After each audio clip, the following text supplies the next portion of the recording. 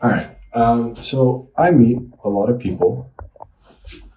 Um, I tend to meet a fair kind of number of people, and sometimes people ask me, "How do I meet so many people?" And particularly, like I moved to London recently. I got an apartment there, and so one question that I've had sometimes is, "How do you network with people? How do you network with people when you move to a new city and you don't know anybody?" And so I wanted to speak a little bit on that because I feel like I've done that a fair few times. And I'll start by giving away the secret sauce, which is it's pretty simple. Just talk to people. And I know like that sounds like stupid intuitive, like, oh, no way, right? But it's like I really mean it. Just find a way to go out and have more social interactions. You only need a few endpoints, and do it in person, and be authentic. That is what creates like the way to kind of network and whatever. When people say network, it's not about shaking somebody's hand and getting their LinkedIn. It's about making a friend out of somebody, making a friend out of a stranger. That is what adds to your kind of network. Your network is not the people on LinkedIn that you can message. It is the people who you can rely on and you can text, them directly and say, "Hey, I need a favor. Can you help me out?" That is a part of your network that is very, very powerful. And the way you build that is by making friends. And the way you make friends, is by kind of you want to be a kind of a likable person. And being likable isn't a specific set of traits. It's about somebody who's authentically themselves. Because let's say you have a very particular personality, but you are a very authentic person. In being very authentic, you will attract certain people that fit well with your personality. And maybe others will gravitate further from you, and that's okay, right? But anyway, for a more practical tip, I would say like the first thing is just find events to go to. And so find events and sign up for things that are of your interest. So for example, for me, that might look like startup events, right?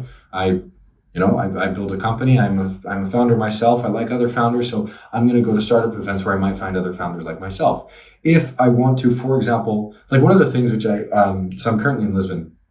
I'm not in my flat in London, but I'll be going back there in a bit. But one of the things which I've been meaning to do in London is sign up for a Brazilian Jiu-Jitsu gym, and that's because A, I kind of want to try it. I want to try BJJ. I've never done it before, and B, it's a good way to meet people because and when you do that, like pick the slightly more expensive option because the person that you might meet by accident might actually be a lot more interesting than if you go to the cheapest option, right? Because the people who go to the expensive one have slightly more purchasing power. And so for me, for example, that looks like signing up for a subscription for a BJJ gym that's in Mayfair, and Mayfair is one of the very expensive parts of London.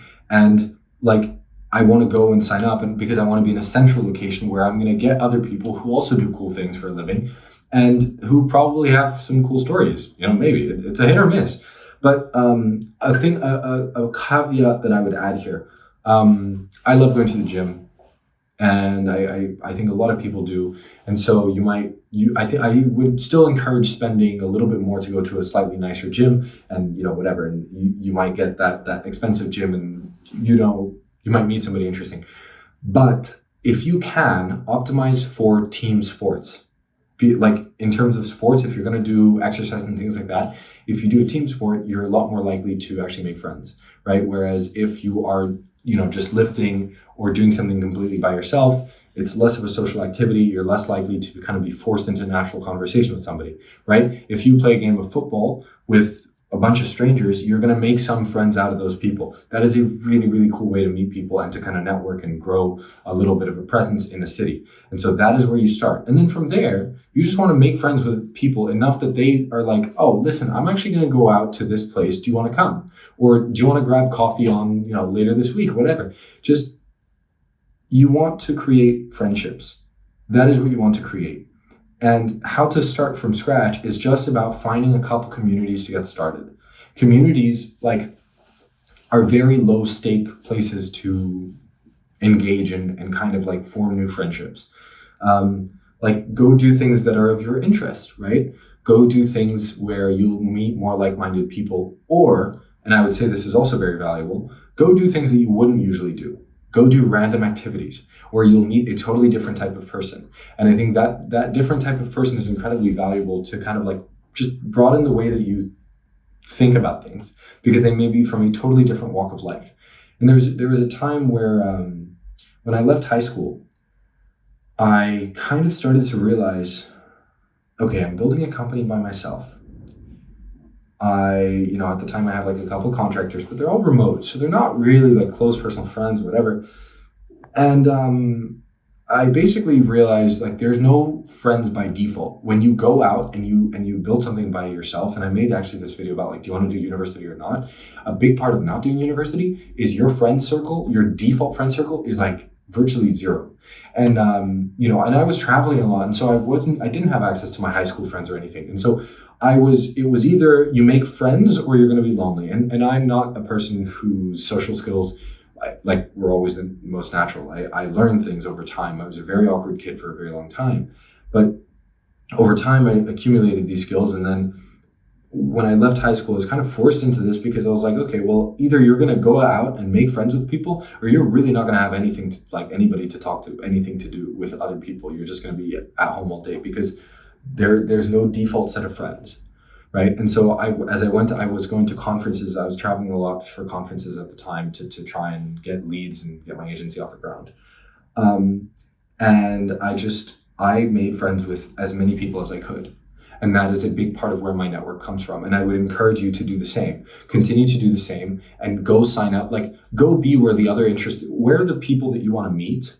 Where do they hang out? What things do they do in their free time? Go do it with them, and you will make friends out of that. If you like, I think there's Sean Pori from My First Million or whatever.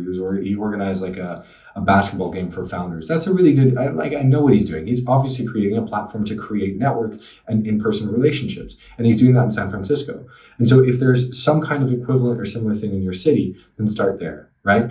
And I will say that is also one of the reasons why it is arguably worth it to spend a little bit more money to go to a bigger city instead of going to like Bali or Thailand to waste no money and live really cheap. Like, yeah, you can live really cheap, but also you can't make the same type of connections and you can't have the same serendipity. When I say serendipity, it's like, you don't know if that guy that you meet by, just a chance, you don't know what deals they might bring for you. And if you just happen to meet the right guy, things can blow up for you. But that's a lot more likely to happen in a big city where a lot of people have more power, more resources, more influence, if you go to the global capitals of the world, you are more likely to encounter people who are also, have positions of influence, basically. And when I say positions of influence, I don't mean like huge. Like you're probably not going to meet a billionaire at Starbucks, right? But you might meet some guy who knows another guy who can facilitate a deal, who are, you'll meet more startup founders, more business people, because that city attracts these type of people. So that's my 2 cents on it. Go out, make friends, sign up for things, and also don't be afraid to spend a little bit of money. This was one of the biggest lessons that I had, because there's this friend of mine who, he's a little bit older than me. And he was always I always thought he was such a good networker. Like he always seemed to know somebody for everything. Every time I asked him, he's like, oh yeah, I know that guy. I know this guy. I know that guy. He knew so many people. And I was like, how do you know all these people? And then as I came to find, he spends a lot of his time doing like random hobbies. Like he'll go fishing, like he'll go wine tasting, watch collecting, whiskey tasting, all these things. And you'll notice a common theme between all of them. He also plays poker and things like that. And you'll notice the common theme there's like, typically these are things that kind of wealthier people would do. And that is a big way of how he knows a lot of these people, because it's just, he hangs around where they hang around. And it is like, and he said, one of the biggest things that I learned from him is like, you have to be willing to spend a little bit of money. You cannot do everything for free, because the people that you want to hang around have money and they spend money on the things that they like to do. And so if you want to hang around with them, then you have to do that too. Now, you don't have to go straight to the big leagues because you don't have the money for that. You cannot go straight into sports car collecting, right? Unless you've got some like millionaire like parents that can afford, whatever cars you want. You have to start smaller. Right. And so don't go straight into the watch collecting club and the wine tasting and the whiskey tasting and the sports car collector club, because you're just not going to be able to do any of that. Right. You're going to be a complete fraud. Right. But start smaller And just start by finding what is the thing. A gym is like, you can spend a little bit more on that, and it's not insanely more expensive, but you can get people who do way more interesting things. And over time, that is how you basically you move up the ranks in terms of like finding interesting people and networking from scratch. It's just about finding a couple communities that you can integrate yourself in and trying to make use of them. And the money, like the return on an investment, is very hard to calculate because it's very indirect. It's a guy who knows a guy who knows a guy, but it happened to be that guy that you met at the gym. And so it's very hard to trace that. But I believe that over time, there is a very strong ROI in meeting these interesting people. But, you have to start somewhere. And that takes time. It takes time for things to come into fruition. And you can't track it. There's no numbers. That is one of the things which you have to be okay with, is like, you are going to spend a little bit of money and you don't know when it's going to pay off. But yeah, that's my 2 cents on it. For anybody who's been wondering or who's moving to a new city, like, go out, try something. Actually, this is a little extra side note and nugget for those of you who have stayed to the very end. My flat in London, I got, and it was possible, like I have a very, very nice flat, and I got it because like I have these 3 roommates that were already organizing, and I got that last room. I was very lucky to get it. The reason I got that was because I met a guy at some event in Singapore, and I made friends with him, and we kind of stayed in touch, whatever. And then I mentioned to him one time that I wanted to go to London, and then the guy happened to hear the next day that his friends were looking for somebody. He messaged me, I messaged them, and next thing we know, we're all in talks, and things came through, right? And so, like, I had then met them, and we coordinated, and they liked me, I liked them. Okay, great, it works, let's do it, let's move ahead with it, and it went great. That never would have happened had I not gone to that event, had I not made that friend, had I not tried to, stay in touch a little bit. Just ask, hey, how are you, man? Like, I don't need anything from you.